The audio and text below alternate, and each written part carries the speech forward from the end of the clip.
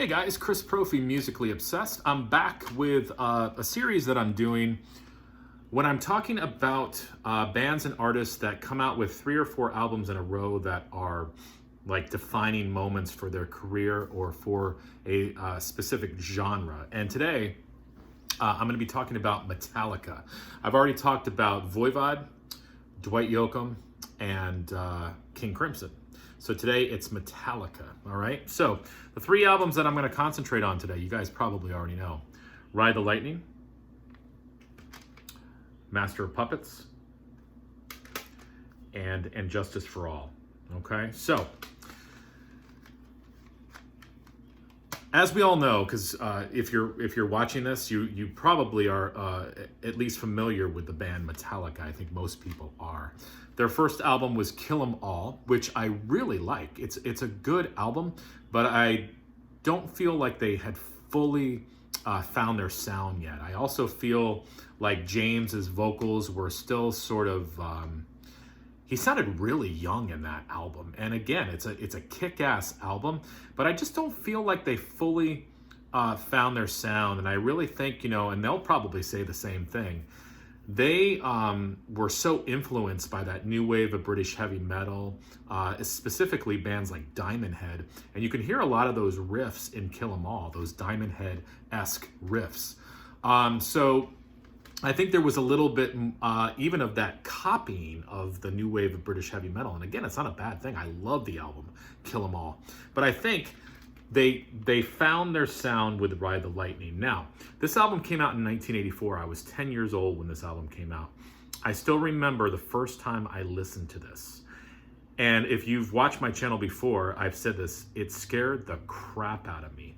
Because the first song is Fight Fire with Fire. I had never heard anything like that before. The heaviest I was listening to was like Bon Jovi, Slippery When Wet.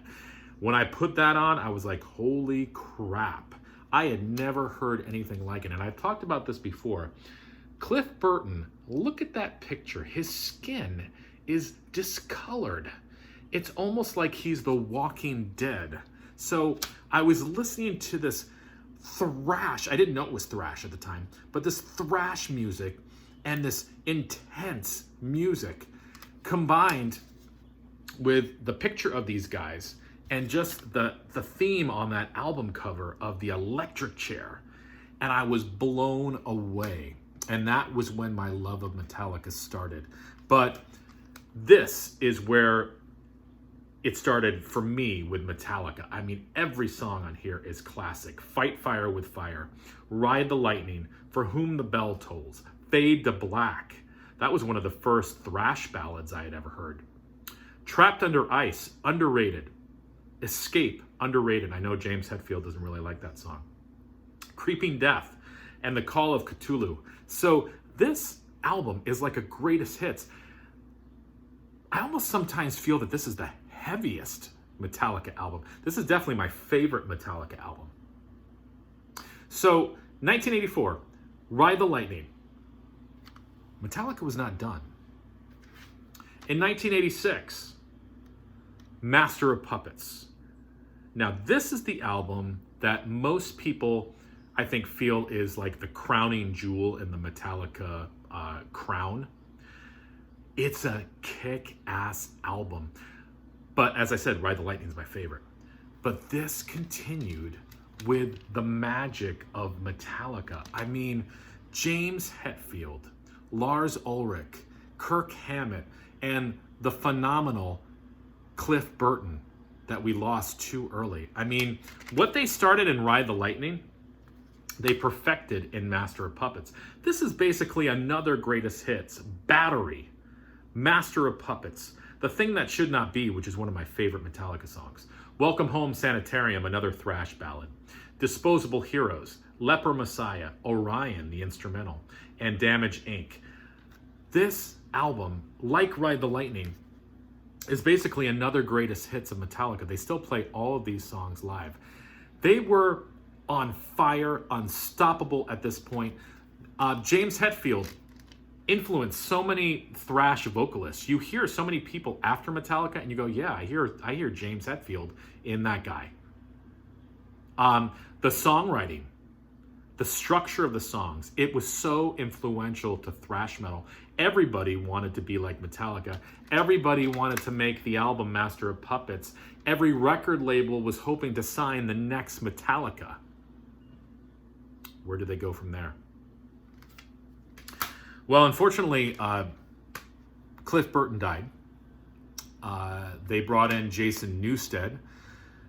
They came out with the album Garage Days Revisited. That's the title, right?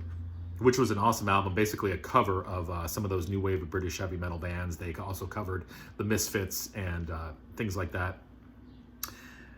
They basically hazed Jason Newsted, the new bass player, and sort of put him through hell. At least that's what I've read. And then they came out with this masterpiece, And Justice for All. This is 1988. I still remember the first time I heard this on the school bus. A friend of mine had the cassette. I popped it into my Walkman. Metallica had reinvented themselves again. So this was a run of albums that was just amazing, that started with Ride the Lightning. Metallica reinvented themselves,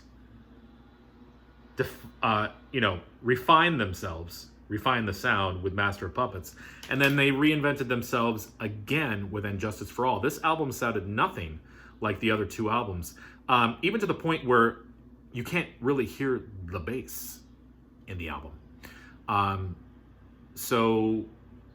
I've heard that Lars got rid of the original master tapes. I mean, I don't know what the real story is here, but obviously this was a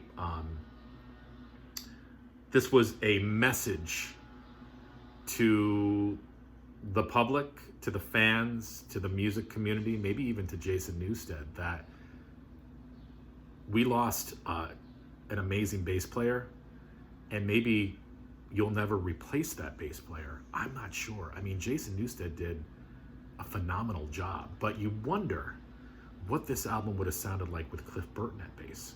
Again, nothing against Jason Newsted. I love Jason Newsted. This is basically another greatest hits as well. I mean, when you can point to every song on an album, Blackened, And Justice for All, Eye of the Beholder, One, The Shortest Straw, Harvester of Sorrow, The Frayed Ends of Sanity, To Live Is to Die, and the masterpiece, Dyer's Eve.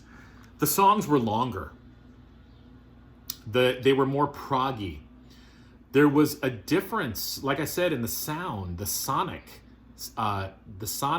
part of this album. As I said, the bass is, you can barely hear the bass. The drums have a different sound. I don't know if Metallica was very happy with the way this was produced, but I love the sound of this album. And you can hear how this sound of this album influenced other bands too. Again, everybody wanted to sound like Metallica. This was the album too that really brought Metallica to the masses with the song One. Even if you didn't like Metallica, you liked the song One. Everybody loved the video. I know I did. You had never seen a video like that before. Metallica said they would never make a video, but when they finally came around to videos, that was the video.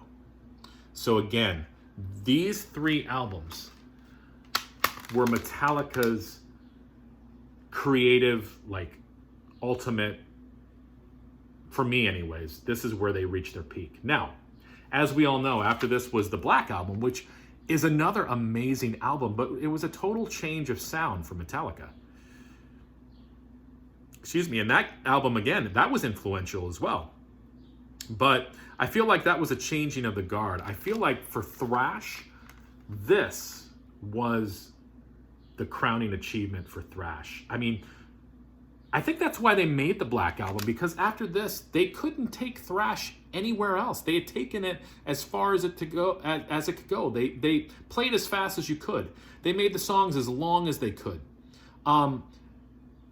They pretty much covered all the lyrical things you could in a thrash song. Lyrical topics, that's what I was looking for. So they had to change. All right, but these three albums, classics. Three classic thrash albums that would change the genre, change music, and I think people have been forever chasing this sound. They wanna recreate it. So that's my little thing on Metallica. So again, hopefully you guys like this video. I'm gonna try to think of some other artists that I could do, you know, spans of 3 or 4 albums that sort of change their sound, define their sound, but also change the musical landscape as well. So thank you for watching. Enjoy your day and listen to CDs.